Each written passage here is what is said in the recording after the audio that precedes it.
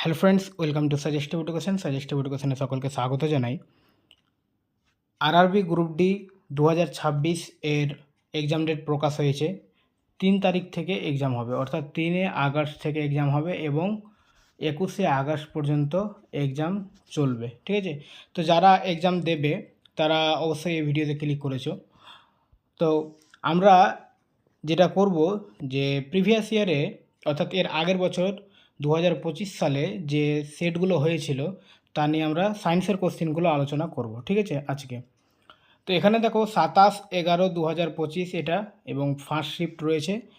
আর question হচ্ছে এটা general সায়েন্সের কোশ্চেনগুলো আজকে আমরা 25টা কোশ্চেন প্র্যাকটিস করব। ঠিক আছে, তার আগে একটা কথা তোমাদের বলে দিই, যারা পরীক্ষা দেবে এবং নোটস বাংলায় চাইছো, মানে কোথাও হয়তো মনের মতো পাচ্ছ না, তো আমি তোমাদের বলি যে হিন্দি বা ইংলিশে যারা পড়ে ওরা কিন্তু সবাই লুসেন্ট পড়ে। ঠিক আছে, রেলওয়ে হোক এসএসসির জন্য লুসেন্ট পড়ে। তোমরা যদি লুসেন্ট জিকে বুকটা বাংলায় লাইন বা লাইন বাংলায় যদি চাও তাহলে আমার কাছে রয়েছে। ঠিক আছে, এর আগে আমি লুসেন্টের পুরো বুকের একটা কোর্স করিয়েছিলাম, এখন পর্যন্ত অবশ্য কমপ্লিট হয়নি। তাহলে সায়েন্স পোর্শনটা কিন্তু কমপ্লিট হয়ে গেছে। ঠিক আছে, লুসেন্টের সায়েন্স পোর্শন কমপ্লিট হয়েছে, ফিজিক্স রয়েছে, তারপরে কেমিস্ট্রি রয়েছে এবং বায়োলজি। 3টে পিডিএফ রয়েছে, প্রপার বাংলাতে একদম লাইন বাই লাইন ট্রান্সলেট করা আছে। তোমরা যদি কেউ চাও তাহলে এই নম্বরে আমাকে হোয়াটসঅ্যাপ করবে, তোমাদের হোয়াটসঅ্যাপে আমি এটা পাঠিয়ে দেবো। ঠিক আছে, আর এর জন্য শুধুমাত্র তোমাদের 30 রুপিজ পে করতে হবে, আর কিছু না। ঠিক আছে, 30 রুপিজ যদি তোমরা পে করো তাহলে এই 3টে পিডিএফ তোমরা পেয়ে যাবে, আর কিছু প্রিভিয়াস ইয়ার কোশ্চেনও তোমাদের সঙ্গে শেয়ার করব। ঠিক আছে, তো আজকে চলো আমরা এটা শুরু করি। কোশ্চেন হচ্ছে, একটি লেন্সের ক্ষমতা বলতে কি বোঝায়? তো লেন্সের ক্ষমতা বা লেন্সের পাওয়ার অর্থাৎ পি সমান, অর্থাৎ পাওয়ার সমান কি হয়? 1/ফোকাস দৈর্ঘ্য এফ। ঠিক আছে, তো 1/f মানে কি? আমরা দেখো অঙ্কে যখন করি তো এক্সের অনন্যক আমরা বলি 1/x, তাহলে ফোকাস দৈর্ঘ্য অর্থাৎ এফের অনন্যক কত হবে? 1/f। তার মানে আমরা এই সূত্র থেকে কী পাচ্ছি? যে পাওয়ার সমান ফোকাস দৈর্ঘ্যের অনন্যক। ঠিক আছে, এবং এটা প্রকাশ করা হয় মিটার এককে, তাহলে এখানে মিটার একক দেওয়া রয়েছে। তাহলে অ্যান্সার হচ্ছে আমাদের অপশন ডি। বৃত্তাকার কক্ষপথ বরাবর ধ্রুবক গতিতে একটি উপগ্রহের দ্বারা পৃথিবীকে প্রদক্ষিণ করা হলো সুষম বৃত্তীয় গতির একটি আদর্শ উদাহরণ। এই গতির কোন বৈশিষ্ট্যের কারণে তার ত্বরণ শূন্য হয়ে যায় না? আচ্ছা, সুষম বৃত্তীয় গতি বলতে আমরা কি বুঝি? যে একটা পয়েন্টকে কেন্দ্র করে চারিদিকে ঘোরা। ঠিক আছে, তো এখানে পৃথিবীকে প্রদক্ষিণ করছে, তাই তো? পৃথিবী তার উপগ্রহ, তাহলে চাঁদ, এটা হচ্ছে পৃথিবী আর চাঁদ এদিকে প্রদক্ষিণ করছে। তো পৃথিবী চাঁদটা বাদ দাও, একটা মানে সহজ উদাহরণ, এখানে কিছু রয়েছে একটা, আর একে একটা কোনো কিছু প্রদক্ষিণ করছে বা চারদিকে ঘুরছে, তার মানে এর বারবার কি হচ্ছে? দিক পরিবর্তন হচ্ছে। একবার এদিকে দিক আসছে, আবার ঘুরে এদিকে হচ্ছে, আবার এদিকে হচ্ছে, তাই তো? বারবার ঘুরছে মানে দিক পরিবর্তন হচ্ছে, আর দিক পরিবর্তন হওয়া মানে হচ্ছে বেগ পরিবর্তিত হওয়া, এবং বেগ পরিবর্তিত হয় কিসের কারণে? এর কেন্দ্রমুখী ত্বরণের কারণে। ঠিক আছে, তাহলে এর ত্বরণটা শূন্য হয় না, ত্বরণটা বাড়তে, বেগ পরিবর্তিত হচ্ছে তো ত্বরণটাও পরিবর্তিত হচ্ছে বা বাড়তে থাকছে। তাহলে আমাদের অ্যান্সার হবে প্রতিটি বিন্দুতে গতির অভিমুখ ক্রমাগত পরিবর্তিত হয়, অর্থাৎ দিক পরিবর্তিত হয়, অর্থাৎ বেগ পরিবর্তিত হতে থাকে। ঠিক আছে, তারপরে কোশ্চেন বলছে, কোষ বিভাজনের কোন পদ্ধতির মাধ্যমে ডিপ্লয়েড ক্রোমোজোমগুলি বিভক্ত হয়ে হ্যাপ্লয়েড গ্যামেটে পরিণত হয়? তো এটা হয় কোন বিভাজনে? মিওসিস বিভাজনে। এই মিওসিস বিভাজনকে হারাস বিভাজনও বলা হয়। ঠিক আছে, মিওসিস বিভাজনকে হারাস বিভাজন বলা হয়, এবং এই বিভাজনে অপত্য কোষগুলো, মিওসিস বিভাজনে অপত্য কোষে ক্রোমোজোমের সংখ্যা হ্যাপ্লয়েড হয়ে যায়। আচ্ছা, ডিপ্লয়েড আর হ্যাপ্লয়েড মানে কি? হ্যাপ্লয়েডকে n সংখ্যা দ্বারা প্রকাশ করা হয় আর ডিপ্লয়েডকে 2n সংখ্যা দ্বারা প্রকাশ করা হয়। যেমন আমাদের মানুষের ক্রোমোজোমের সংখ্যা হচ্ছে 46টি, এখানে n এর মান হচ্ছে 23। ঠিক আছে, আর 2 × 23 করলেই হবে 46, এইভাবে এটা বের হয়ে আসে। তাহলে এখানে অ্যান্সার হচ্ছে মিওসিস বিভাজন। ঠিক আছে, নিচের কোন ধাতুটি সক্রিয়তা শ্রেণীর মাঝামাঝি স্থানে অবস্থান করে? তো অ্যান্সার হচ্ছে লোহা বা আয়রন। খোলা জায়গায় একটি ধাতব প্লেটে ন্যাপথলিন বলকে পোড়ানো হলে কি হয়? তাহলে অ্যান্সার হচ্ছে কি, এটি জ্বলার সময় হলুদ শিখা উৎপন্ন হয় এবং ধাতব প্লেটে কালো কালি জমা হয়। তারপরে কোশ্চেন হচ্ছে, বিবৃতি দেওয়া রয়েছে দুটো, বিভব পার্থক্য ভোল্টে পরিমাপ করা হয়, আর বিবৃতি 2 রয়েছে 1 ভোল্ট হলো প্রতি কুলম্বে 1 নিউটনের সমান। আচ্ছা, বিভব পার্থক্য ভোল্টে পরিমাপ করা হয়, এই বিবৃতিটি সঠিক, কারণ বিভব পার্থক্যের এসআই একক হচ্ছে ভোল্ট। ঠিক আছে, আর বিবৃতি 2 এর বলছে 1 ভোল্ট হলো প্রতি কুলম্বে 1 নিউটনের সমান। প্রতি কুলম্বে 1 নিউটনের সমান, এটা ভুল দেওয়া রয়েছে, কারণ 1 ভোল্ট সমান 1 জুল পার কুলম্ব। ঠিক আছে, 1 ভোল্ট সমান 1 জুল পার কুলম্ব, তাহলে এখানে প্রতি কুলম্বে নিউটন হবে না, প্রতি কুলম্বে জুল হবে। ঠিক আছে, আর প্রতি কুলম্বে নিউটন, এটা মানে হচ্ছে প্রতি কুলম্বে নিউটন মানে N/c মানে হচ্ছে বৈদ্যুতিক ক্ষেত্রের তীব্রতা। ঠিক আছে, তাহলে আমাদের বিবৃতি 1টা সঠিক। অ্যান্সার করা রয়েছে, বুঝতে পারছো তোমরা। কোন কার্যকরী মূলকে অক্সিজেন হেটেরো পরমাণু থাকে না? তো হ্যালো অ্যালকেনে অক্সিজেন হেটেরো পরমাণু থাকে না। আচ্ছা, 44 ওহম রোধ বিশিষ্ট একটি কুণ্ডলী যদি 220 ভোল্ট সরবরাহের সঙ্গে যুক্ত থাকে, তবে কুণ্ডলী দ্বারা ব্যবহৃত শক্তি কত? আচ্ছা, শক্তি বলতে পাওয়ার, অর্থাৎ পি।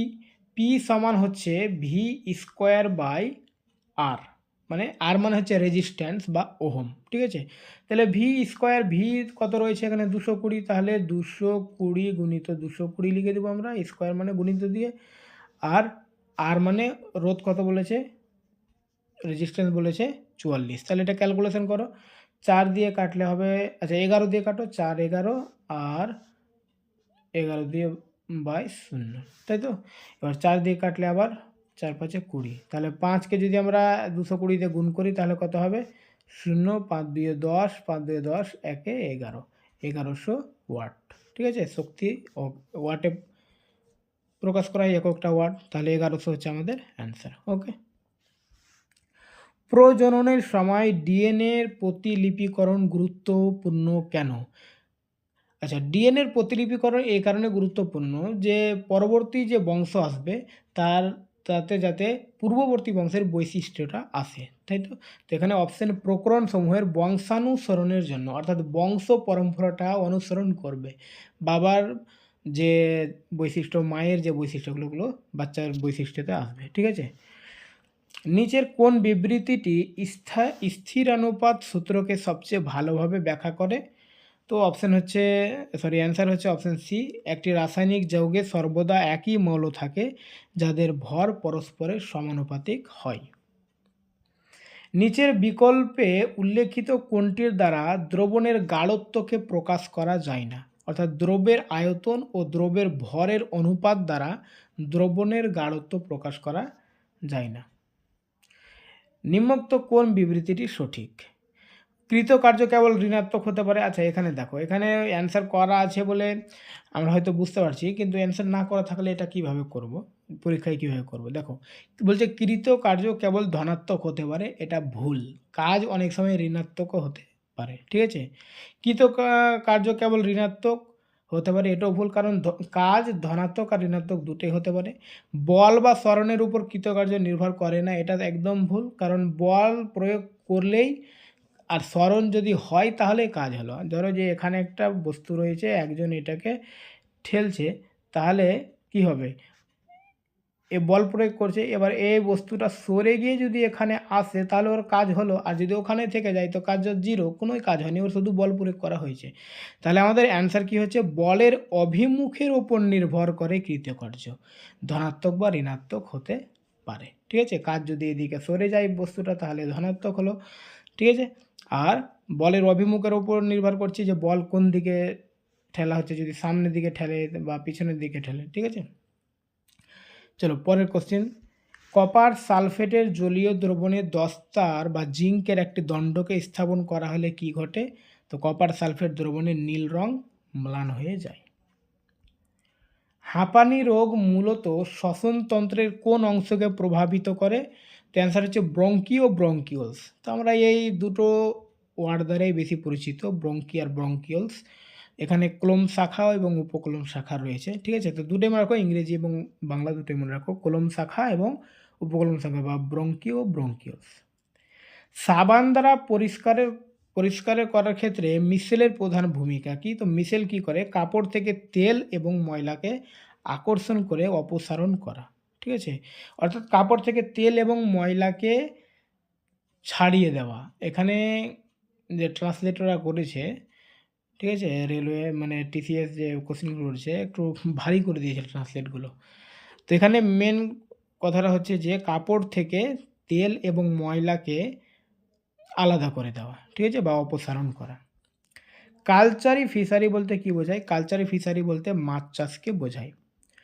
একটি শব্দ তরঙ্গের কম্পাঙ্ক 50 হার্জ হলে একটি দোলন সম্পূর্ণ করতে কত সময় লাগবে? আচ্ছা, দোলনের টাইম এর সূত্র হচ্ছে টাইম সমান হচ্ছে 1/, কম্পাঙ্ক অর্থাৎ ফ্রিকোয়েন্সি, ঠিক আছে? ফ্রিকোয়েন্সি এটা মনে রাখো, 1/f তো ওটা আমরা এতে পড়লাম, ডায়োপ্টার বা ফোকাস দৈর্ঘ্য, ঠিক আছে? এটা ফ্রিকোয়েন্সি, টাইম দোলনের টাইম মানে হচ্ছে 1/, ফ্রিকোয়েন্সি। তাহলে এখানে ফ্রিকোয়েন্সি বা কম্পাঙ্ক কত দেওয়া রয়েছে? 50, তাহলে 1/50। এবার 1কে যদি 50 দিয়ে ভাগ করো তাহলে 0.02 হবে, ঠিক আছে? তাহলে অ্যান্সার হচ্ছে আমাদের 0.02। প্রজাতির মধ্যে বৈচিত্র্য আনার জন্য কোন জৈবনিক প্রক্রিয়াটি গুরুত্বপূর্ণ? তো যৌন জনন। প্রজাতির মধ্যে বৈচিত্র্য আনলে যৌন জনন দরকার, ঠিক আছে? নিম্নোক্ত কোন বিকল্পটি সুষম বৃত্তীয় গতির একটি উদাহরণ? প্রথম কোশ্চেন মানে দ্বিতীয় কোশ্চেনে আমরা যেটা পড়লাম যে সুষম বৃত্তীয় গতি মানে একটা পয়েন্টকে কেন্দ্র করে চারদিকে ঘুরবে, ঠিক আছে? তো প্রথম অপশন হচ্ছে একটি গাড়ি তার পথে ত্বরিতভাবে এগিয়ে যাওয়া। এটা ভুল, তো গাড়ি তো চারদিকে ঘুরবে না, সোজা যাবে, তাহলে এটা ভুল। একটি ট্রেনে তার ট্রাকে এগিয়ে চলা, এটাও সোজা যাচ্ছে। একটি বলকে উল্লম্বভাবে উপরের দিকে ছুঁড়ে দেওয়া, উপরের দিকে চলে গেল মানে এটাও সোজা গেল। আর একটি ফ্যানের ব্লেডে দ্রুত গতিতে ঘোরা, মানে ফ্যান এখানে একটা কেন্দ্র রয়েছে ফ্যানের, আর ফ্যানটা বারবার, ফ্যানের ব্লেডটা বারবার ঘুরে, তাই তো? তাহলে অ্যান্সার হচ্ছে আমাদের অপশন ডি। কোনো ছাপানো বা মুদ্রিত বস্তুর উপর একটি পুরু কাচের ফলক স্থাপন করা হলে অক্ষরগুলি কিছুটা উপরে উঠে এসেছে বলে মনে হয়, এটির কারণ কি? তো কারণ হচ্ছে আলোর প্রতিসরণ। যে কোনো লেখা রয়েছে, পেপারে লেখা রয়েছে, ওর উপরে একটা কাঁচকে রেখে দাও, দেখবে যে আলোগুলো অক্ষরগুলো, লেখাগুলো একটু বড় বড় মনে হচ্ছে, মানে উপরের দিকে আছে, এটা হচ্ছে আলোর প্রতিসরণের জন্য। ক্লোরিনের পারমাণবিক ভর ভগ্নাংশ হয় কেন? তো এটা অ্যান্সার হচ্ছে আইসোটোপের উপস্থিতির কারণ। অর্থাৎ এখানে দেখো, ক্লোরিনের দুটো আইসোটোপ রয়েছে, একটা হচ্ছে ক্লোরিন 35 আর একটা হচ্ছে ক্লোরিন 37। তো এই 35টা প্রকৃতিতে মোটামুটি 75%-এর কাছাকাছি আছে, 75 পয়েন্ট কিছু আছে, তো আমরা গড় ধরে নিচ্ছি, আর এটা রয়েছে প্রায় 25%, ঠিক আছে? তাহলে এগুলোকে যদি আমরা যোগ করি, মানে ক্লোরিন 35টা যদি 75% আর 37টা যদি 25%, এটাকে যোগ করে নিই আমরা, ঠিক আছে? পার্সেন্ট মানে এখানে কিন্তু 100, ঠিক আছে?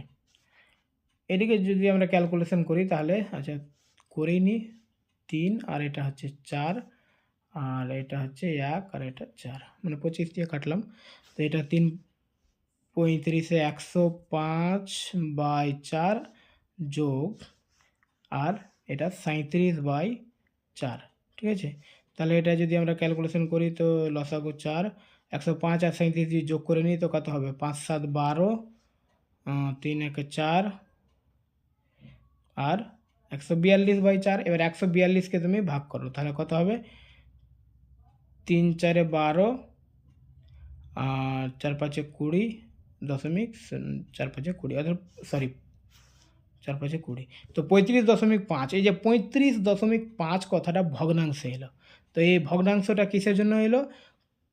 ক্লোরিনের আইসোটোপের কারণে, আইসোটোপের উপস্থিতির কারণে, ঠিক আছে? তাহলে অ্যান্সার হচ্ছে আইসোটোপের উপস্থিতির কারণ। নিম্নোক্ত কোন উদ্ভিদ কলা সালোক সংশ্লেষ সম্পাদন করে? তো ক্লোরেন কাইমা। একটি বস্তুকে একটি নির্দিষ্ট উচ্চতা থেকে নিচে ফেলা হলে যদি এটি 3.0 সেকেন্ড ধরে পড়ে এবং জি সমান 10 মিটার হয়, মিটার পার এস স্কোয়ার হয়, তাহলে এর চূড়ান্ত বেগ বা ভি সমান কত হবে? আচ্ছা দেখো, চূড়ান্ত বেগ মানে ভি সমান হয় প্রাথমিক বেগ মানে ইউ সমান ইউ প্লাস জি আর টি। ঠিক আছে, এটা হচ্ছে সূত্র। তো ভি সমান তাহলে কত হবে? আচ্ছা, ইউ সমান এখানে প্রাথমিক বেগটা কিন্তু বলেনি, তাহলে আমরা প্রাথমিক বেগ 0 ধরবো। জি সমান বলা হয়েছে 10, তাহলে 10 আর এটা 3, তাহলে কত হবে? 0 যোগ 30, তার মানে 30, অপশন এ। ওকে, শর্টকাটে এরা গুণ করলেই হবে, জি 3 আর 10কে। ঠিক আছে, জিটি গুণ করলেই হয়ে যেত, যদি প্রাথমিক বেগ বলতো তখন আলাদা ব্যাপার। জল এবং পুষ্টি উপাদান সমূহের উপস্থিতিতে কোন প্রক্রিয়ার মাধ্যমে শৈবাল দ্রুত বিকশিত হয় এবং সংখ্যা বৃদ্ধি করে? তাহলে শৈবাল খণ্ডী ভবনের মাধ্যমে দ্রুত বিকশিত হয়। ডিম উৎপাদনের জন্য কোন পোলট্রি পাখি পালন করা হয়? তো লেয়ার পোলট্রি পাখি পালন করা হয়।